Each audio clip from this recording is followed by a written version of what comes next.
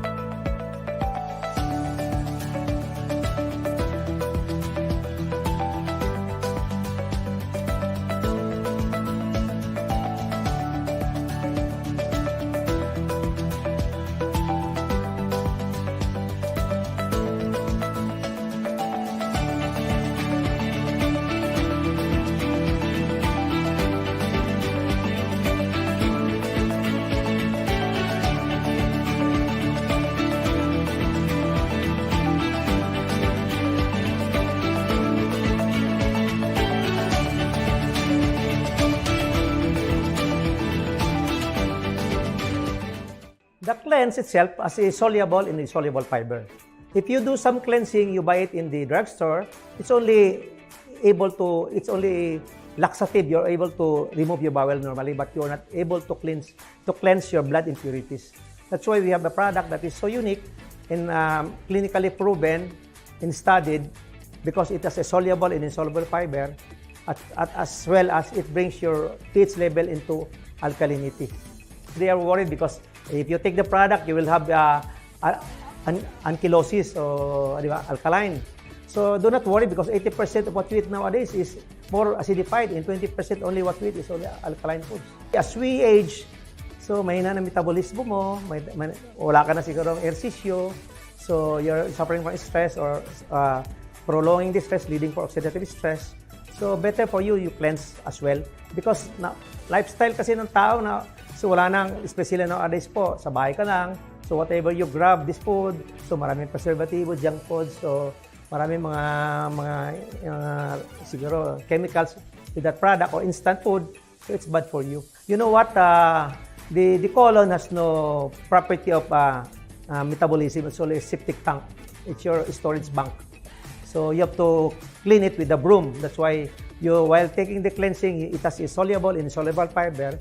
So it cleans your colon and abnormalities as well in leaving the environmental factors that your organs functions normally, as well as the secondary effect. You're able to eliminate the toxins and the heavy metals that stays in your blood. That's why as long as you live, as long as you eat, you have to cleanse.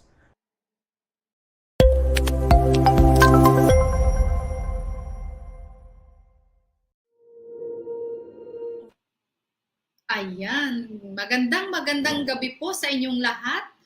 No, maulang gabi po sa buong Pilipinas ngayon. So, a friendly reminder, a caring reminder po from Noble Life International. Mag-ingat po tayong lahat sa lahat po ng bumabiyahe pa uwi. no? Magdala po ng payong, as much as possible po magkapote po at wag pong lulusong sa baha. No, this is again Jennifer Cancino Tamundong from Noble Life Headquarters po dito po sa Cubao, Quezon City. Yan. So, I would like to greet muna po bago po ang lahat, no? Lahat po ng mga nakatutok at naka-tune in kahit po bumabagyo ang buong Pilipinas ngayong gabi. Nandyan po, I would like to greet our medical doctor. Good evening, Doc. Thank you so much for watching and sharing ang amin pong mga branches. Nandyan po ang Kalapan. Nakita ko po ang Daet, ang Kalapan, Daet, Dagupan. Yan. And dito po sa headquarters, pinabati ko pong lahat. From the top management team, nandito po ang aming CEO, ang aming President, Madam Lila Bailon Makapinlak. Kasama po ang aming Country Manager, Miss Weng. Yan, magandang gabi po at ang aming pong GM, si Ma'am Judy Pascual. Yan. Good evening po and the departments po, the accounting team, nandito po sila kahit po bumabagyo, kumpleto po ang marketing team, lalo na shout out po sa kasama ko po sa live na ito, no, ang marketing team ng Noble Life International. Yun. So, to all our branches din po sa New Zealand, sa Amerika, sa UAE, sa Hong Kong, sa Singapore, yan, magandang gabi po sa inyong lahat. Wala po akong nilalampasan, ngunit ako po ay bumabati sa inyong lahat ng magandang araw, magandang umaga. Yan. So, I saw din Davao. Davao is here, no? So, I hope hindi po maulan dyan sa Davao, our Mindanao branches, ang Jensan at ang Tagum. Yan. Magandang gabi dyan sa inyo. So, keep sharing po. Ito pong ating topic ngayong gabi, no? Noble Life International for 16 years. This is our mission po, no? Helping and caring. Now, how do we help, no? Through our health education. And one of how we give out po, no, ng aming health education is by health talks, no? Actually, we have a health talk on sites dito po sa headquarters, and we also have our Facebook Live via YouTube at saka po sa Facebook. And abangan nyo po kami. Magti-TikTok na rin po kami. Yan. Susunod na po yan. So again, no, marami ho ang nag-chat. Yan. I would like to greet one of our member, one of the user of our product, Miss Rodora Jimenez from UP Diliman.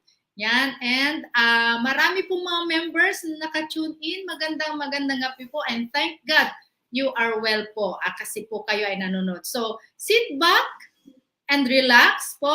Let us learn again, no? From one of the medical doctor of Noble Life International, no? And pasensya na po pala for the delay. We have to cancel yung 5 p.m. Ginawa namin 6 p.m. until ngayon po, no? We have started at 6:30. But no, our medical doctor na speaker po ngayon ay nag-prepare po talaga para po sa inyong lahat. So keep sharing, no? Itag nyo po lahat yung mga friends nyo. Malay nyo po kailangan po nila ang talk na ito. But before I call on our speaker po, no, here are some announcement po from Noble Life International. Yan. So, we have this 40 days challenge. Yan kanina po dito po sa headquarters, marami po ang na-excite, no? For this challenge to travel or an escapade po to Las Casas, Filipinas de Acozar. Ito po ay sa Bataan, no? Tingnan po panoorin po muna natin tong video na to bago po explain how to avail or how to qualify for this 40 days challenge. Panoorin po natin ang video na to.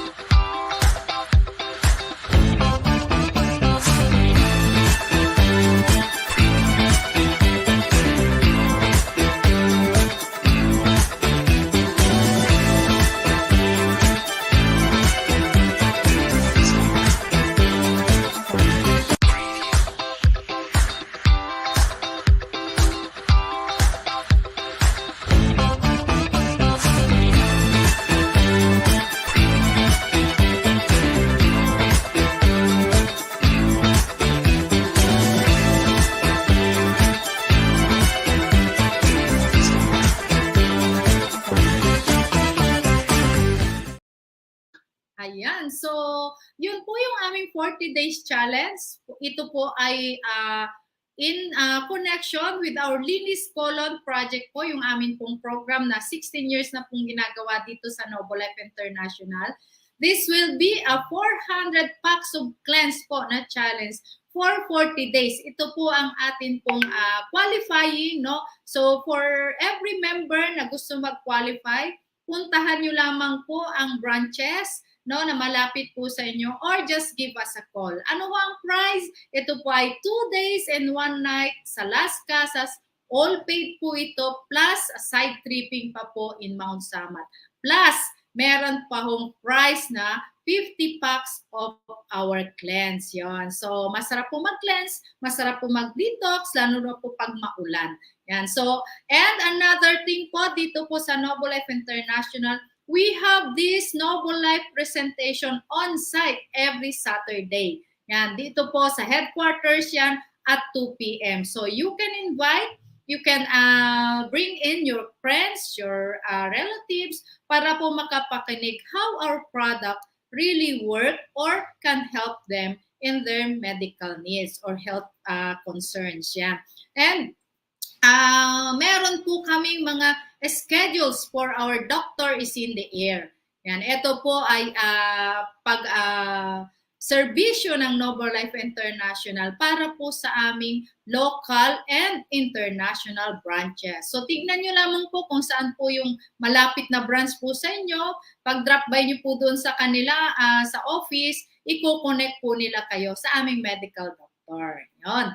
And this one po on September 10. Ito, after this health talk namin ngayon, on September 10 naman, it's all about GERD. Of course, by our very own medical director, Dr. Romeo V. Ortesa. So, stay tuned po tayo dyan. Abangan po natin ito. And of course, eto po on Monday, once again, I will be live on air with our Kumustahan and Suportahan program at Noble Life TV. Get ready po ang Kalapan, Daet, and Legazpi branch. Kami po ang magkukumustahan at magchichikan. And hope po sa Monday po, all is well sa atin pong lahat. Yan. So that's it for our announcements. No? Hindi ko na po patatagalin. Ready na ang atin hong speaker after a 2 hours no operation. Yan. So but our Dr. Rylan Flores no is very ready to share with us about this yung kanyang talk for today. So let me welcome no fresh from the operating room no from the Los Santos Medical City, our orthopedic surgeon no, the bone carpenter of the Philippines, my idol, Dr. Rylan Flores. Talaga nga naman, Hello. Magandang umaga, hapon o gabi kung saan man kayo nandoon. And hopefully ay you're dry enough considering na napakalakas pa rin po ng ulan dito sa Pilipinas. So kung saan man kayo nandoon at medyo inuulan, sana tuyo po kayo. And thank you so much. We're here once again. Kasama natin ang mga nating mga kaibigan tiga Noble Life. So, yes, Doc. anyway, ang topic natin is so let me just start sharing. Our topic for this evening is gout awareness. So, umpisahan na natin ngayong gabi. Let me start my sharing of my slides. There we go. Okay. Oops, teka lang ha. At nawawala yun yung aking slides kasi nawawala kanina. Okay, there we go. So, I hope you're seeing my slides right now. It's gouty arthritis o gout na tinatawag natin. So, bago tayo mag-umpisa, ipakita ko lang sa inyo muna yung mga iba't ibang klaseng kaso-kasuan natin sa katawan natin. Mayroong mga gumagalaw, nakikita natin yan, yung tuhod natin, yung braso natin, kamay natin, gumagalaw yung mga yan. Pero meron yung mga slightly na movable, yan yung sa ating spine, yung mga poste natin para habang tayo nakatayo, nakaupo, slightly movable lang mga yan. Pero meron din yung tinatawag na immovable. Yan yung sa mga bungo natin. Sa totoo lang, buong-buo ang bungo natin. Pero nung tayo yung mga sanggol, hindi po masyadong nagdidikit yan hanggat sa tuluyan mabuo yung bungo natin. So that's the immovable joints. But most of the time, your immovable, wala ka masyadong mararamdaman yan. It's mostly dun sa freely movable tayo nakakaramdam. At with freely movable joints, there are two major ways of movement. Yung tinatawag na hinge and pivot at yung ball and socket. Yung hinge and pivot, ang examples niyan, yung ating siko, yung ating tuhod, at ito naman ball and socket natin, ang examples natin dyan ay yung pigi natin o di kaya itong mga balikat natin. So, I just want to show you, pagka hinati nyo po ang buto, ay ito ang makikita natin. Yung yellow portion, yan yung talagang tunay na buto. Pero kung makikita nyo sa ibabaw, yan yung tinatawag na cartilage or in layman's term, lamat. So it's actually there, protektahan yung ating mga joints and it really doesn't have any blood vessel nor does it have any nerves. That's why it's the best to protect the bone because bone is quite sensitive. It has a very numerous network of vascular structures, yung mga blood vessels, as well as the nerves. Kaya nga nakakaramdam tayo ng sakit. So, the structure ng cartilage, it's composed of your collagen fibers, your ground substance. So, kumbaga sa bahay, yan yung humuhulma nung pinakapader natin. So, when we have movement, yan yung articular cartilage in action. So, may space. Kaya kung makikita nyo sa mga x-rays, if you've had an x-ray done, you'd actually only see bony structures. Everything else is just space. So, without any load, unaffected cartilage, you actually will have a very adequate space in between bone. But, of course, when there's light load, medyo nagko-compress, and with a heavy load, much compression. But the beauty is, as long as there's normal cartilage, nagre-rebound sila. Bumabalik sila sa dati nilang hugis. Now, gaya na nabanggit ko, walang blood vessel ang cartilage, which means that it has to feed, it has to get nourishment one way or the other. It doesn't get it through blood vessels, it gets it through what we call the synovial fluid. At ano itong synovial fluid?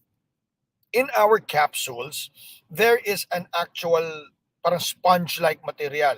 It's called the synovium. At like any sponge, di ba alam niyo yung sponge, nag-absorb ng tubig. Pagka piniga mo, lumalabas yung tubig. Pag nag-release ka, nasisip-sip ulit ang tubig. Ganun ang method of being able to give nutrition sa cartilage when we do move. So kada kilos, kada galaw natin, nagkakaroon ng enough nourishment ang ating mga cartilage. Ayan yung picture sa taas.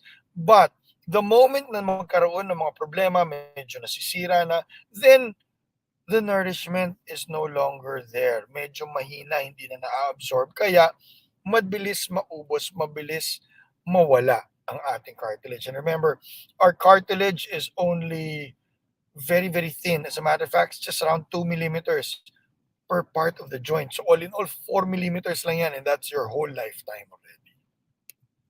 So, this is just a drawing or a cartoon of the joint itself, just to give you an idea of the movement. So, maayos yan, kumikilos tayo, we hop, jump, skip, run, do whatever we want without experiencing any form of pain. But the moment that that cartilage is actually decreased and gone, then you can just imagine. It's quite painful just by watching it. It's quite painful. So, there are ways that we look into the cartilage, hindi lang sa pamamagitan ng mga MRIs or CT scans, but there's a procedure what we call a arthroscopy.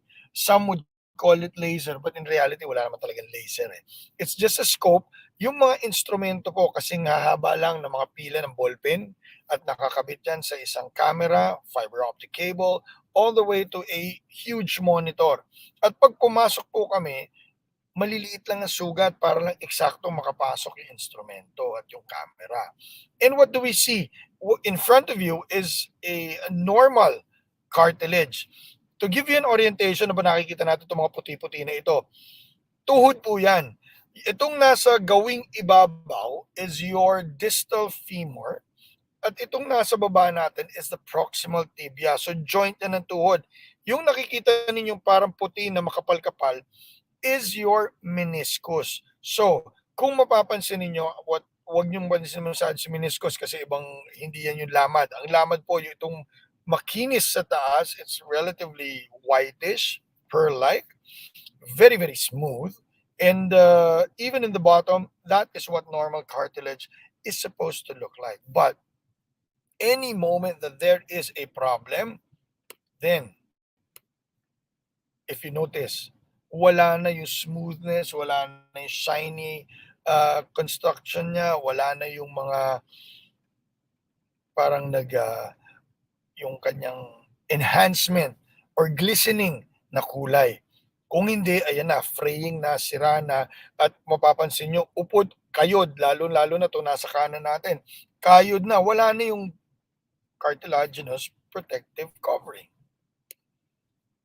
So, osteoarthritis is one of the most common cause of disease entities. Pero hindi naman natin yung pag-uusapan natin kung hindi itong pakikita ko sa inyo ngayon. This is an x-ray of a knee that is actually arthritic at one point in time. And yan, I usually would talk about the knee joint because it's the largest joint that we have. So madaling ma-envision, mas magandang maliwanagan. But whatever happens in the knee can happen anywhere else. Pwedeng mangyari sa pigi, mangyari sa siko, sa balikat, even sa mga daliri natin o sa mga paa natin. And what you would notice here, katulad na sinabi ko, x-ray, buto lang makikita natin. But what you'd notice is that the spaces here, meron pang space and yet dito wala na. Halos magkadikit na. Then you have this whitish area. That's actually what we call sclerosis. That's the second thing we seek pag may problema ang buto. Sclerosis is simply an increased development of bone. Bakit? Lamad ang pumoprotekta, di ba? Cartilage. Once mauubos na yung cartilage na yan, bone now is quite sensitive. So what it will do, tutubo siya na mas matindi ng husto. At pag tumubo siya, syempre, mangangapal na yan, kaya nga maputi. And the third one, kung makikita ninyo, mayroong mga parang sungay-sungay dito, so we call them. These are your actual osteophytes, what we call spurs. And why do we have that? You could imagine, pagka tumubo ang buto, hindi yan katulad ng semento na mason na talagang palitada o yung karpintero nyo na talagang inayos at pinolish niya. Hindi po ganun tumubo ang buto. Ang pinaka madaling description ko kung paano tumubo ang buto ay katulad na lang na isang 3 taong gulang na magkulay ng coloring book. You give them a crayon, what happens? They will color it. Hindi naman nasusundan yung shape. Basta maski pa paano na lang. Ganon ang nangyayari kung kahit pasabay-sabay, that's where your osteophytes develop. That's where your spurs come from. Now, I mentioned about osteoarthritis, but in reality, arthritis is simply the pain of joints. Arthro, meaning joint. Itis is the inflammation of the area. And any problem, any pain that you can experience in your joint, that is arthritis. The thing is, there are a lot of causes of arthritis. I was mentioning earlier, degenerative osteoarthritis is one of the largest, 60%, 70% of the time. We do have and see that simply because the population is growing older, which means that as one grows older, the likelihood of wear and tear is there. Kaya nga yan ang pinakamataas. But there are a lot of other reasons. There's rheumatoid arthritis, there's post-traumatic arthritis sa mga na-aksidente, there's psoriatic arthritis, itong mga nagkakaroon ng psoriasis, yung mga skin diseases, hindi lang skin disease, pati joint pains nagkakaroon. You do have your bacterial, your septic arthritis caused by infections. Napakarami po. At isa dyan is what we call gout or gouty arthritis. So, it actually depends in what we take in, and that is what we call your purine. Purine, hindi urine. Purine po, it's an element that is a precursor of your uric acid. So there are exogenous ways of taking it in. Ito po lahat po ng kinakain natin. Unfortunately, ito lang ang arthritis na may kinalaman sa ating pagkain. Everything else has a lot of other reasons, but with food, ito yun.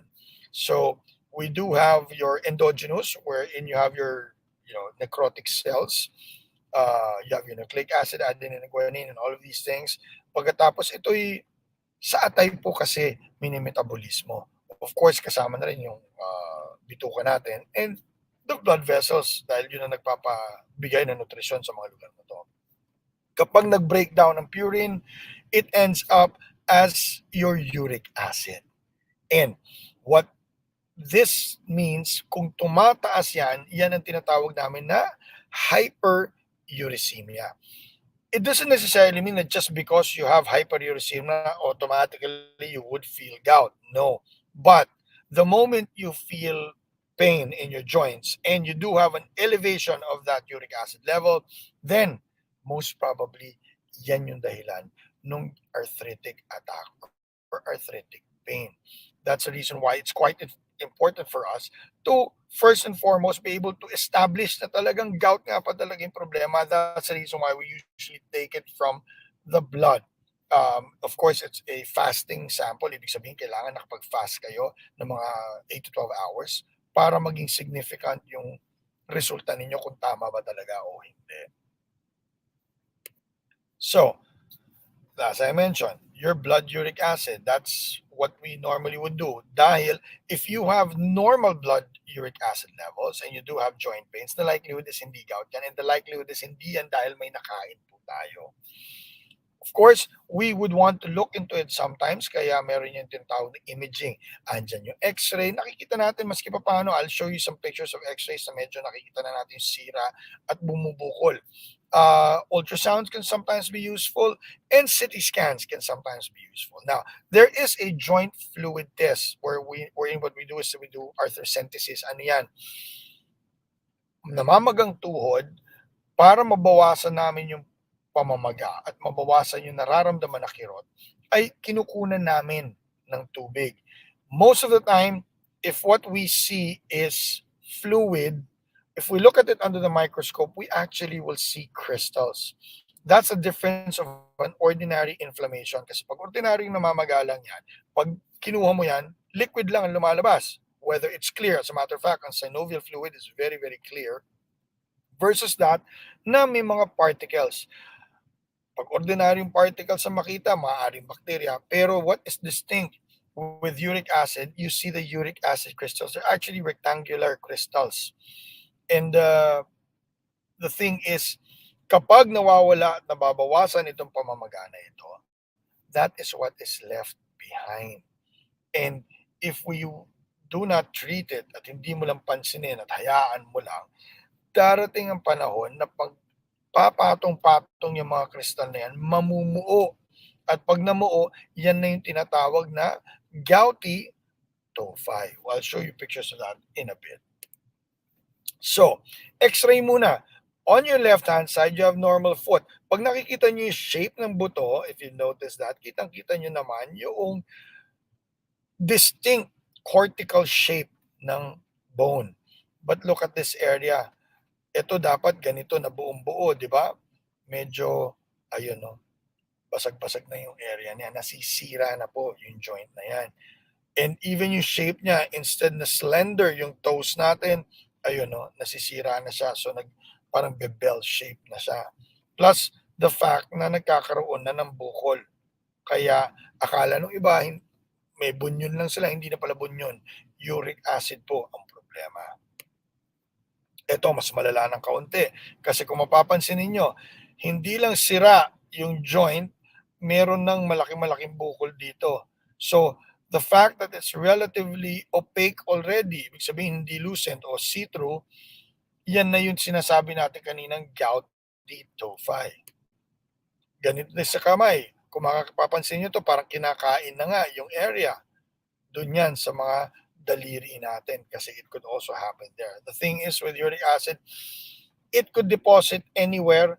It could deposit everywhere. Kaya nga, ang mga gouty tophi, pag nagde-develop na yan, ang tinitingnan namin na hindi lang yung mga joints, but we actually work with internists, urologists, and other specialists because the likelihood na baka mamaya there are uric acid crystals in the heart, in your kidneys that makes your uric acid stones, and everywhere else. Pwede kasi mangyari doon. So, this is just a drawing of that crystal. Kaya nasisira yung joint natin. Imbis na slender at maganda-maganda yung shape, wala na, nagbago na kasi nasira na dahil kinakain na ng uric acid. So, here's another drawing of it. So, slender bones, and then eventually, it's now grossly deformed. And you have your crystals embedding in the area. Ang problem pa sa mga crystals, hindi yan like any other mass na parang akala mo nakapatong lang. It actually encroaches the area. So, maski tanggalin po namin siya, may iwan pa rin po eventually mangangapal at bubukol na naman. Kaya it's quite difficult once tophi sets in. Here's a picture. Here's a picture of the foot. Kung mapapansin niyo, most of the pictures that we show for gouty arthritis is of your foot because that is the number one joint that's actually being hit by hyperuricemia, your gouty arthritis, your gouty attack. And that is what we call your metatarsophalangeal joint. Why metatarsophalangeal? Ito po kasi yung daliri, yung toe, ito yung base or their proximal phalanx, at ito naman yung buto ng pinakapaa or what we call your metatarsal bone. Yung joint, yung dalawa, yung mga pinakita natin a while ago, yan yung metatarsophalangeal joint. That is the number one bone that is hit or joint that is hit by your uric acid attack or gouty attack. Kaya nga, paminsan pag nakakita tayo ng mga pasyente, we do see them and without even examining first, history alone, na medyo napasarap ang kain, napainom pa ng kaunti, and yung mga pulutan nagkalat, kinabukasan, nananakit, hindi makalakad, hindi nila maiapak ang panila, and we see that this area is actually inflamed, then if we request for a blood workup, lo and behold, 99.9% of the time, the blood uric acid levels are actually increased. So, clinical manifestations, ibig sabihin, hindi naman agad-agad na sumasakit, gaya nga na sinabi natin, di ba? Especially if your uric acid levels are normal, that's your normal uricemia. But the moment it increases, hindi naman automatic magkakaroon ng pain, kaya may asymptomatic state ka. All of these have a lot of factors, but mostly would be your environmental. There are genetic. That's the reason why I've seen some children, imagine niyo mga teenagers pa lang, and yet napakataas na ng kanilang uric acid levels. If we do look into the background, we do look in the family history, we do look at the family members, especially the direct ones, we discover that the parents are having increased uric acid levels.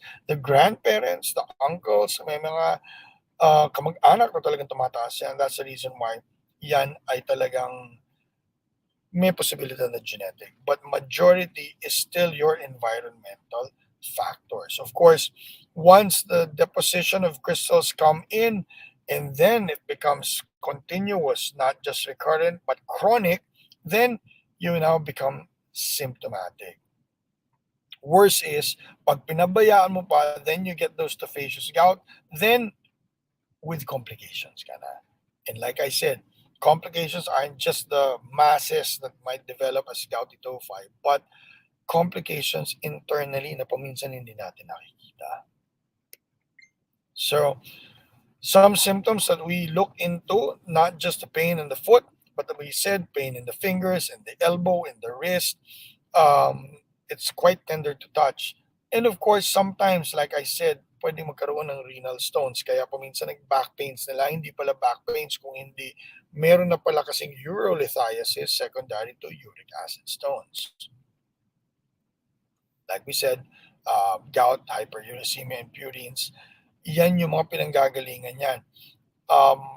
our body produces much uric acid, and the kidneys are not able to actually filter that and flush it out. Kaya doon na yung nagkakaroon ng problema.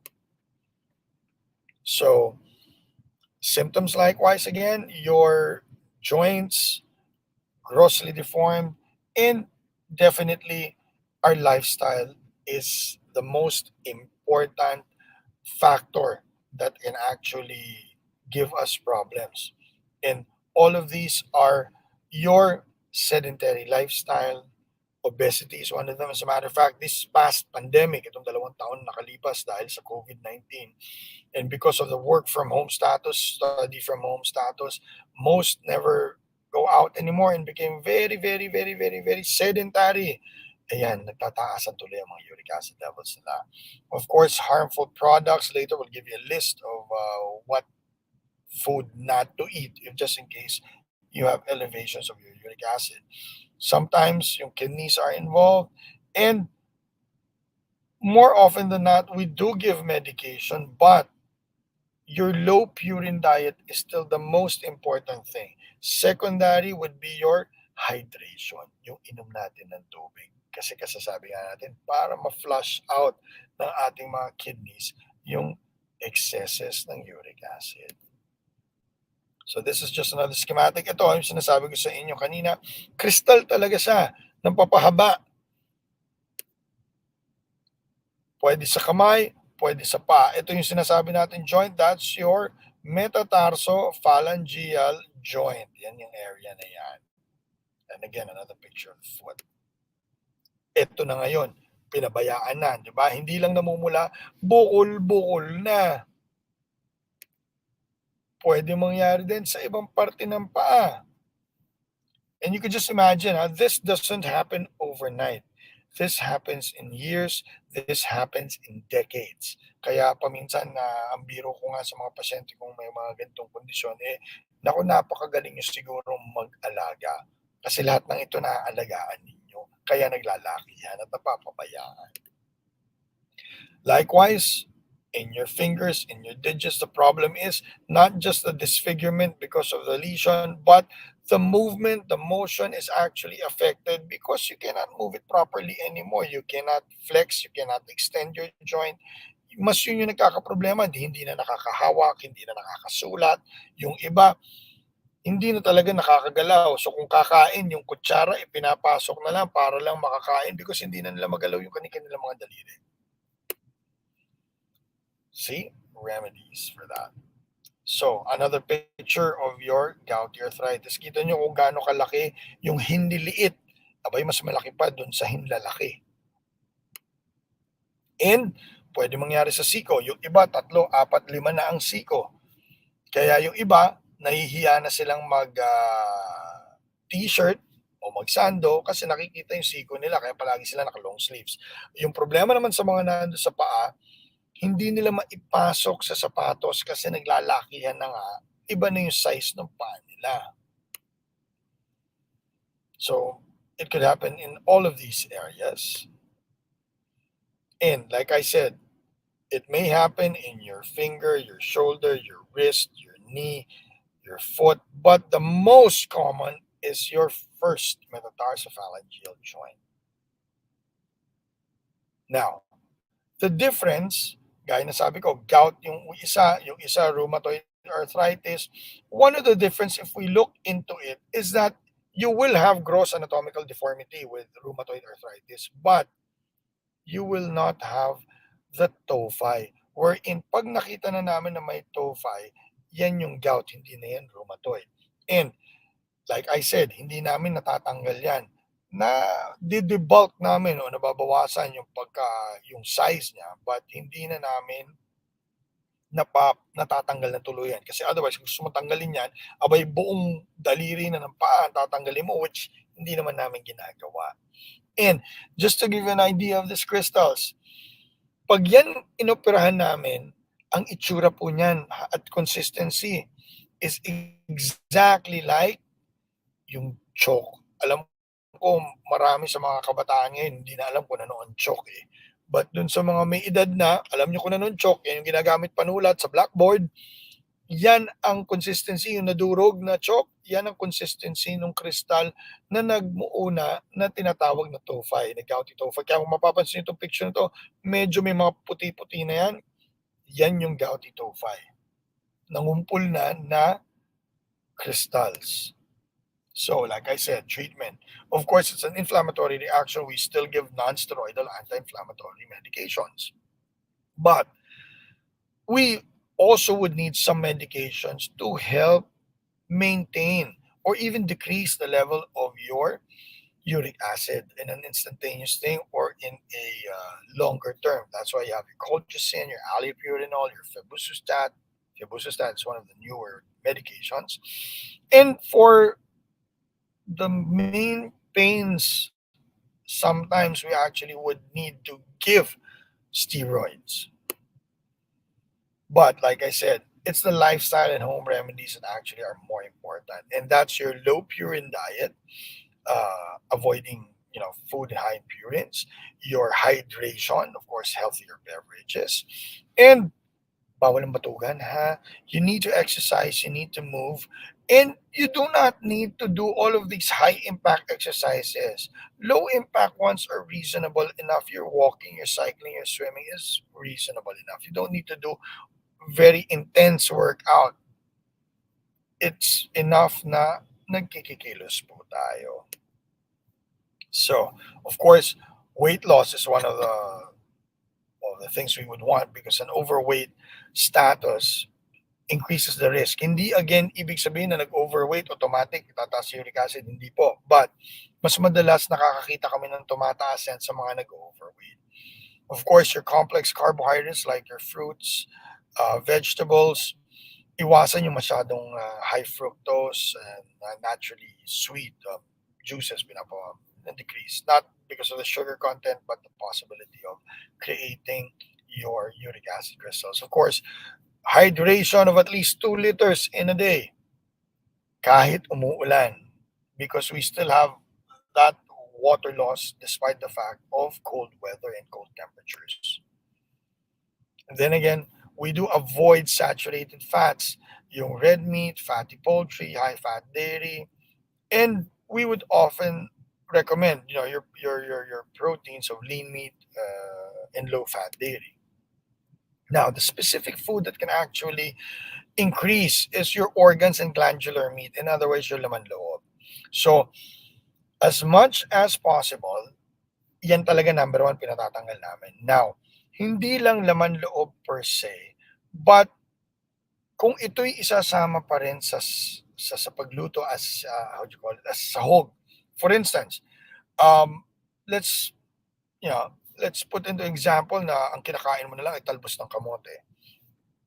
Okay, it's green leafy, it's good in minerals, it's high in minerals and vitamins, it's good source of nutrition. But if you actually would cook it, ginisa mo, pero ginisa mo sa balon-balunan at saka sa atay, hinigop mo yung sabaw, it's the same thing as actually eating your organs and glandular meat. So try to be very, very cautious, picky about your food because talagang tataas ang uric acid levels mo yan. Now, hindi ibig sabihin na hindi laman loob, hindi natataas. Of course, your red meat, kaya nga limit dyan. Because if you could eat, I'm not saying don't eat meat, but if you do eat, steaks every so often, you eat tomahawk like on your own, talagang tataas pa rin yung uric acid kasi nagko-combine yung amount na yan. Now, unfortunately, seafood,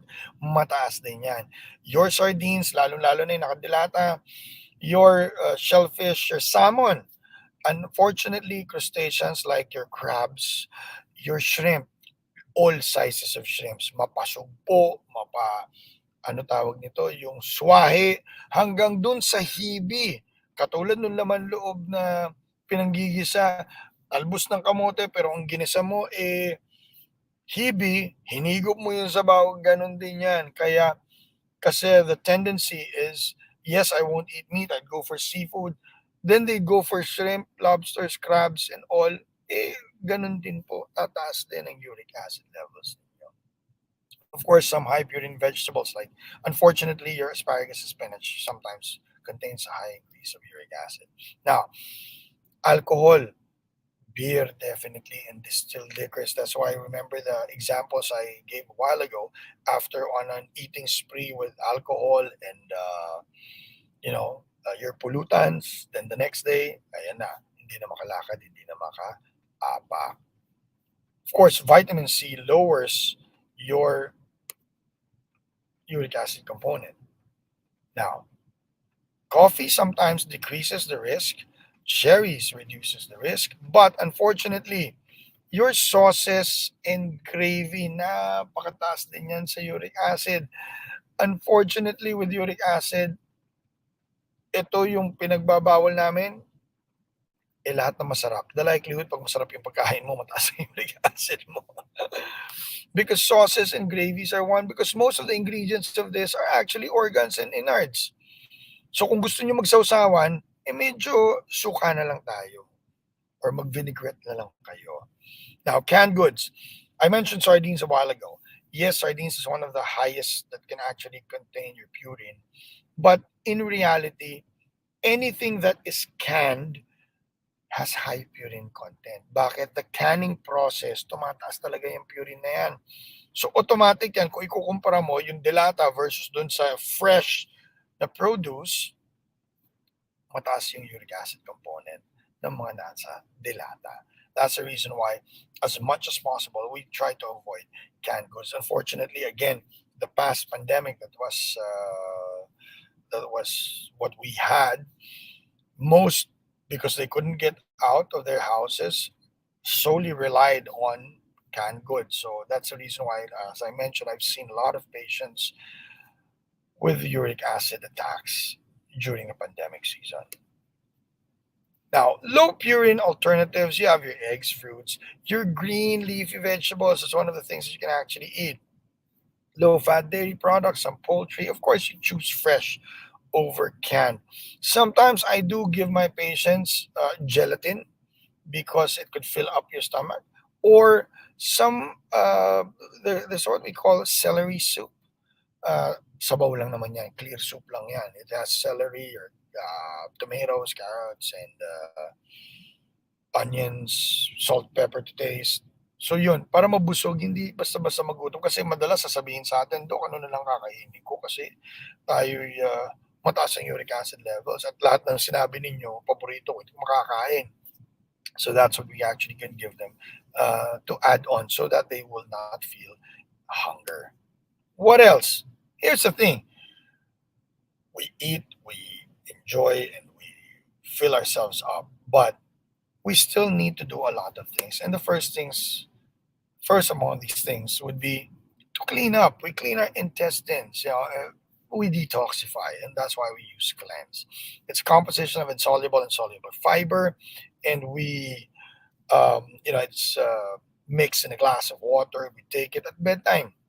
Hindi po yan sasakitan tiyan ninyo, kukuluhan tiyan ninyo. Pero the next day when you do visit your thrones, medyo maganda-ganda ang labas ng mga bagay-bagay.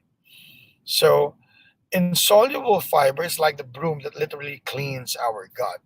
But yung bituka kasi natin may mga nooks and crannies, may mga sinisiksikan ng mga iba't ibang mga bagay, elemento. That's why this is kind of good because of the soluble fiber that it contains. Sumusuot din doon sa mga kanto-kanto. At because of that, soluble fiber, it is able to go into nooks and crannies of your intestines and even being able to bring out all of these para mawalis ng maayos ng insoluble fiber. And with a healthy colon, it actually prevents diseases because we minimize the likelihood of all of these bacteria, parasites, and all the other things and toxins that might just simply stay in our intestines. That's the reason why it's quite important to actually be able to, move your bowels every single day. And if you notice, it says there slows your aging process.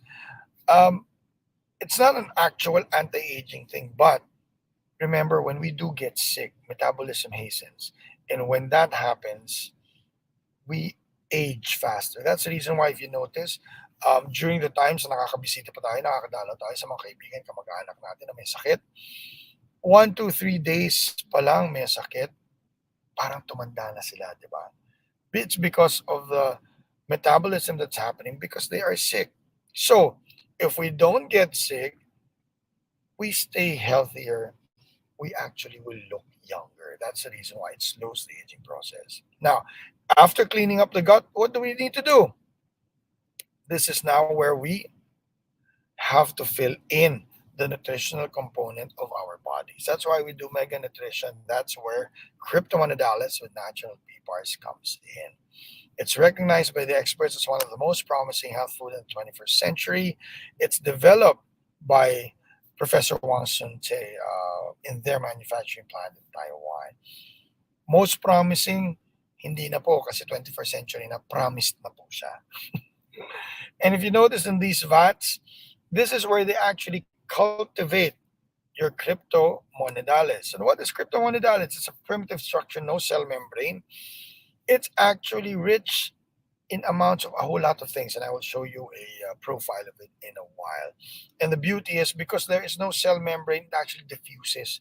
Mabilis pumasok sa katawan natin. Kung kaya pa mabilis pumasok sa katawan, mabilis natin makukuha yung nutrition na nanggagaling sa kanya.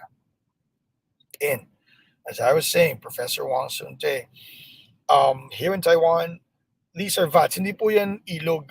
Mga 3 feet lang po yan. At if I do remember, they started out with like 3 to 5, then eventually 8, if I'm not mistaken. They're like more than 12 to 15, and they're nearing 20.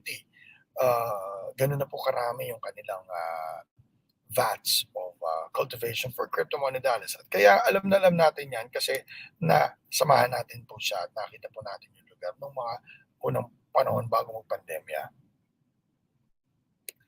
And what happens is that once, after cultivation, mature na itong mga cryptomonidalis, it's actually algae.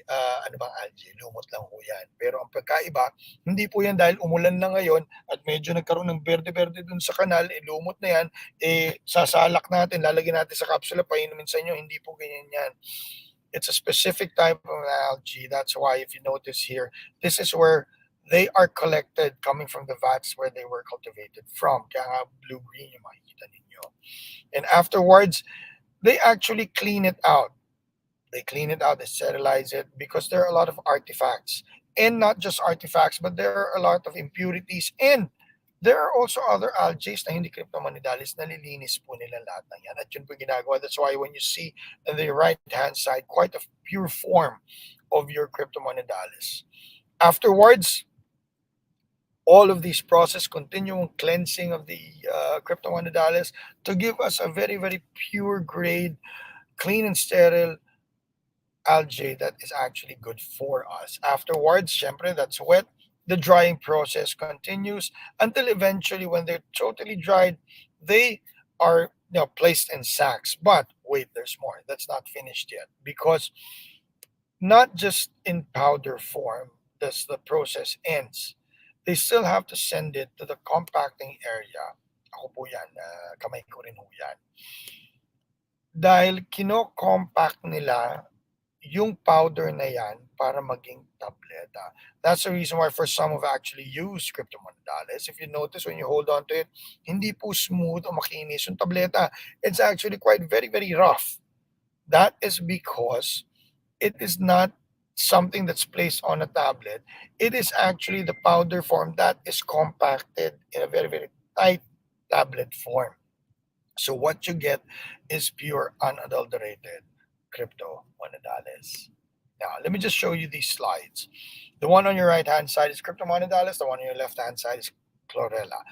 A lot of people know chlorella because it's the quite more popular one. But if you notice, I'd like to show you the shape, the structure, the architecture of the cells.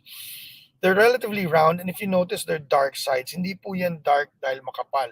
Yan po yung may mga spicules papalabas na yan, kaya medyo dark ang itsura ng gilid niya. So it's quite difficult to be absorbed.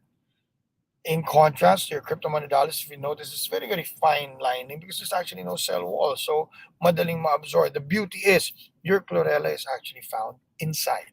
your cryptomonadales. So here's the team that actually visited Professor Wang Sunte, and of course si Ma'am Lila, nandyan po siya yung head ng aming team. So let me show you the nutritional profile of your cryptomonadales. On your left-hand side, it has the three macronutrients. It has proteins, it has carbohydrates, it has your fat. But there are also fibers, chlorophyll, like a chlorella, like we mentioned a while ago, your RNA, DNA, some minerals. But wait, there's more. You do have vitamins. You have vitamin A, your B complex, you have vitamin C, you have vitamin E, your provitamins and biotin. Napakarami po niyan. And hindi pa tumitigil.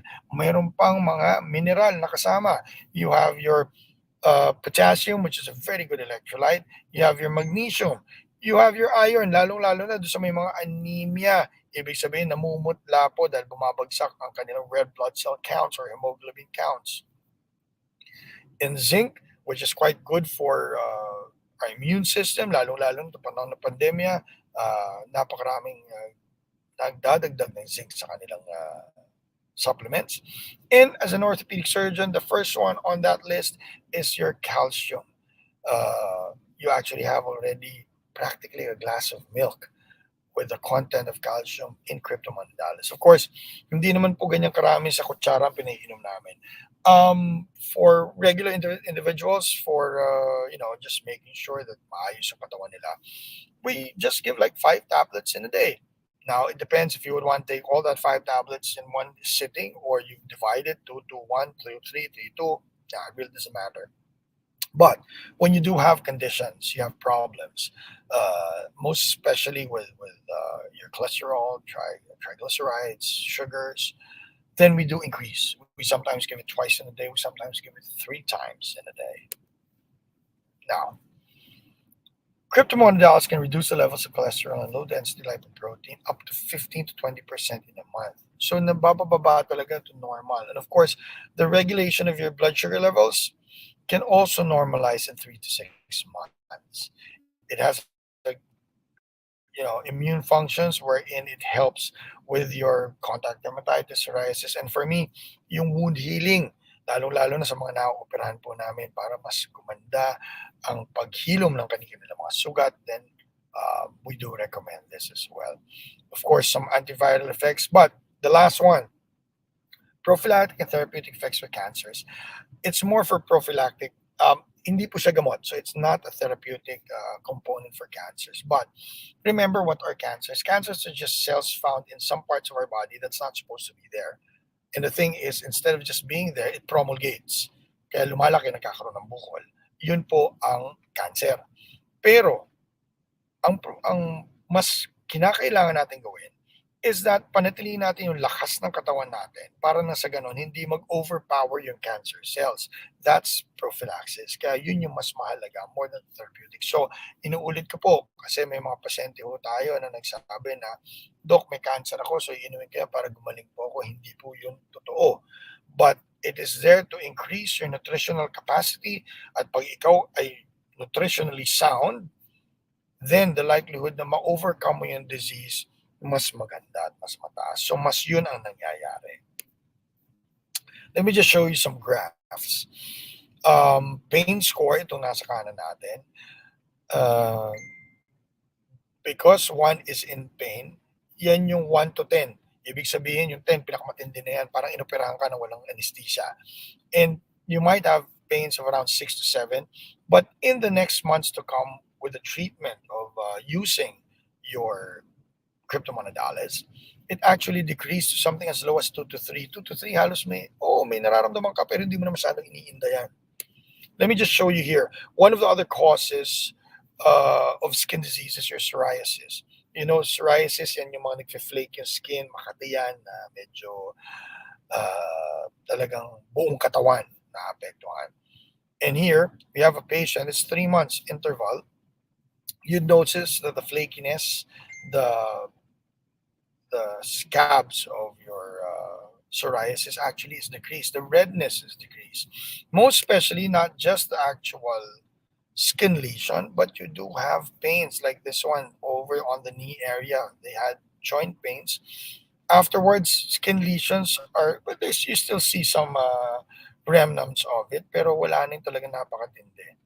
Best is nawala na rin, nabawasan at nawala na rin yung kanilang pain na nararamdaman.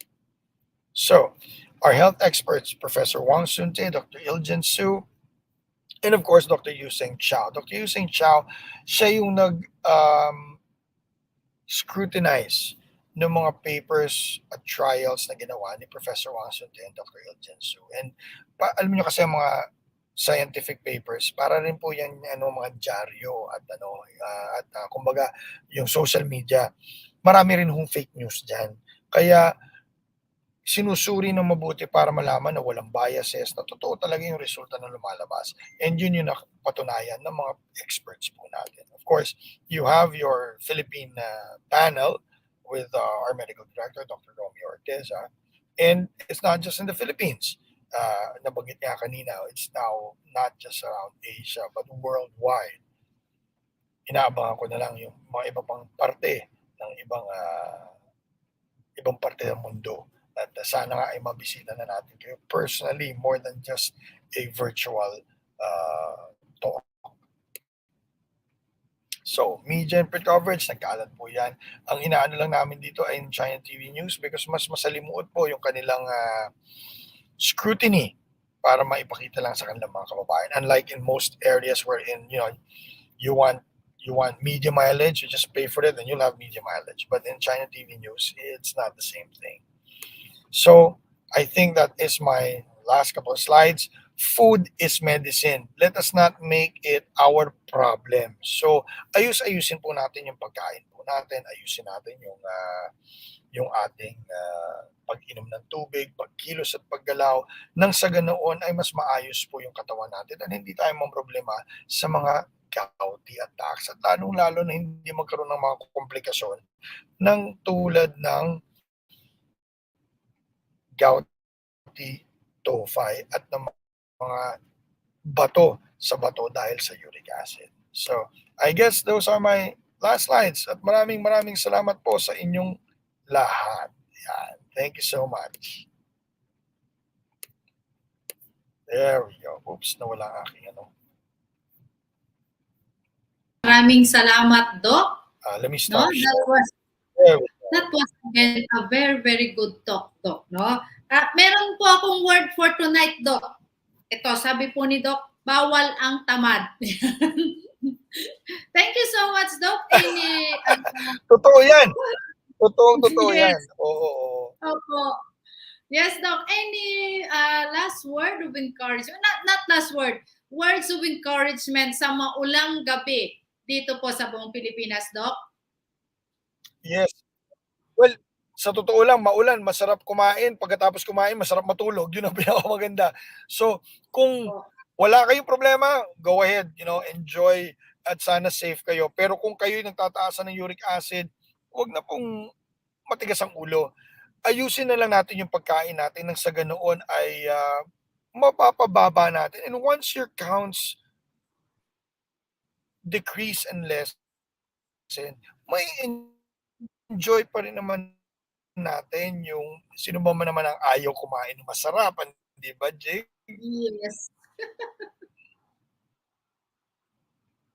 Yes, Doc. So thank you so much. I-plug ko na lang bago matapos. Doc. Oo, i-plug ko lang. Pagkatapos po ng lecture na to, tuloy-tuloy pala ang pagtangkilik sa mga scientific lectures na ganito, mga lay forum na ganito ng Noble Life. Nang sa ganoon ay matutunan natin ang ating katawan kung paano natin aalagaan ng tayo'y mamuhay, hindi lang basta mabuhay, kung hindi mabuhay ng malusog at masaya. Yes, Doc. Thank you so much, Doc. Maraming salamat, Doc Rylan Flores. Thank you so much. Ayun, sige, sorry. Ayun, meron pa hong live na susunod si Doc Rylan Flores. So, but again, let me just recap, kasi napakaganda po ng talk doon po sa mga nahuling nag-tune in. Meron lang po tayong ito yung word for the day po, sinabi po ni Doc Rylan Flores po, bawal po ang tamad, no? So for uh, prevention po na magkaroon ng gouty arthritis po, no, tayo daw po ay mag-exercise, eat the right and balanced diet, and ito po paulit-ulit talaga yung sinabi ni Doc Rylan Flores, is stay hydrated. But meron akong ginat down po rito, no? This is all about po kasi sa ating colon, no? And one thing that hits me po, sabi po ni Doc Rylan Flores, a healthy colon prevents diseases and prevents aging. So, ang gouty arthritis po is one of the diseases or sickness ng mga nagkakaedad na mga tao po. So, that was a very good talk, no? Again, sabi nga po ni Doc Rylan, stay tuned for more scientific and health talk. And Noble Life International po will be with you all the way. Maulan man po, umaraw man, may baha or anuman po ang sitwasyon, nandito lamang po ang Noble Life International. I would like to greet, nakita ko po ang mga kuya at mga ate na nag-tune in. Alam nyo na po kung sino po kayo. Magandang gabi at marami pong salamat sa panunood.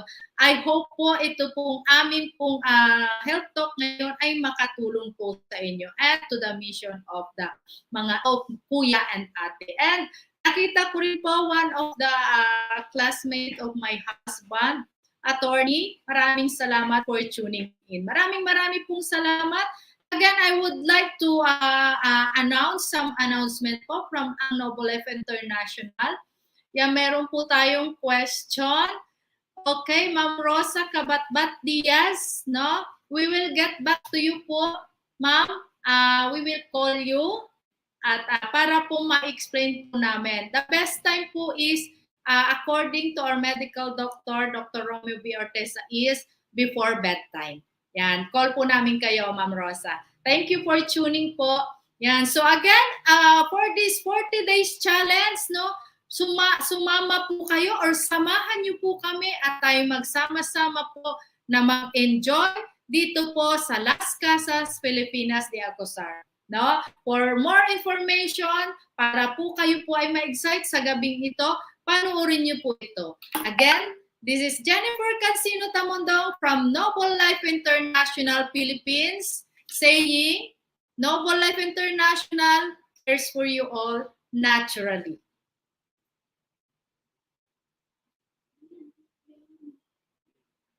Ayan, panoorin niyo po yung ating video.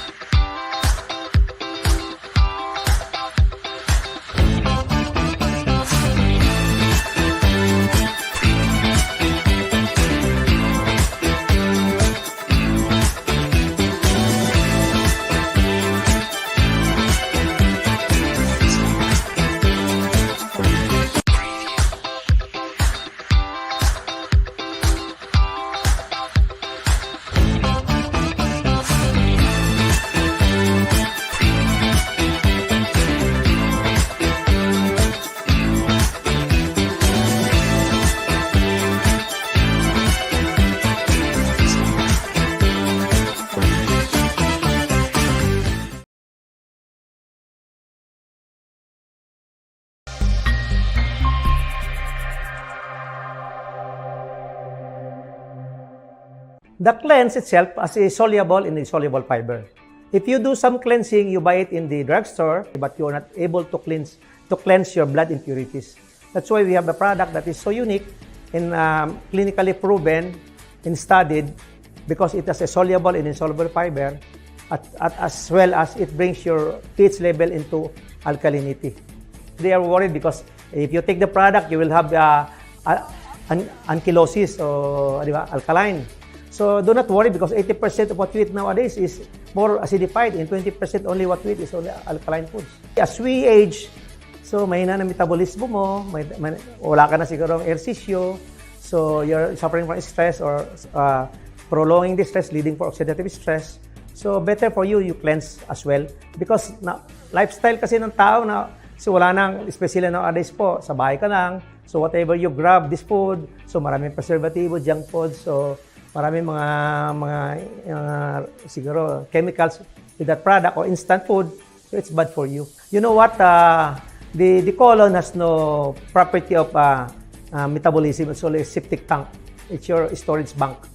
So you have to clean it with a broom. That's why while taking the cleansing, it has a soluble and insoluble fiber. So it cleans your colon in abnormalities as well, in leaving the environmental factors that your organs functions normally, as well as the secondary effect.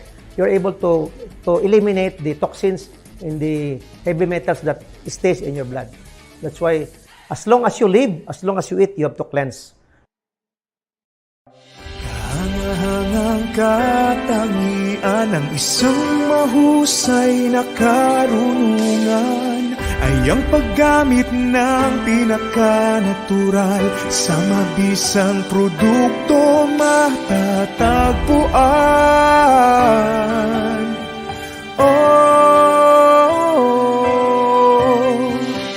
Positibo sa lahat ng bagay, sa physical, emotional at spiritual, sa ganahan sa buhay, ang hangat dinuman. Nawala ang kalusugan ay kayamanan. Nawala ay kayamanan sa kalusugan.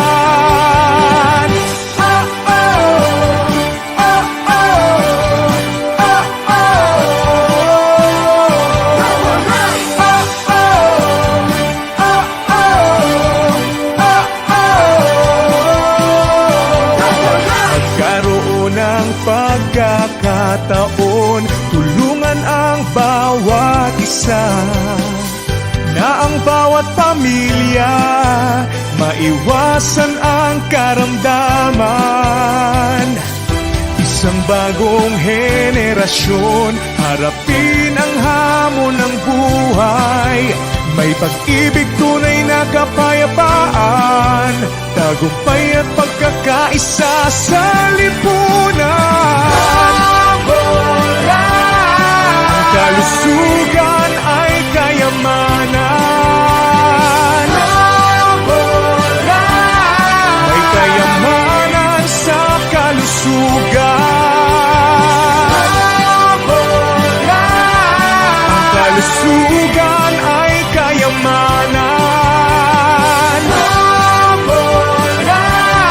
May kayamanan sa kalusugan. Ang kalusugan ay kayamanan.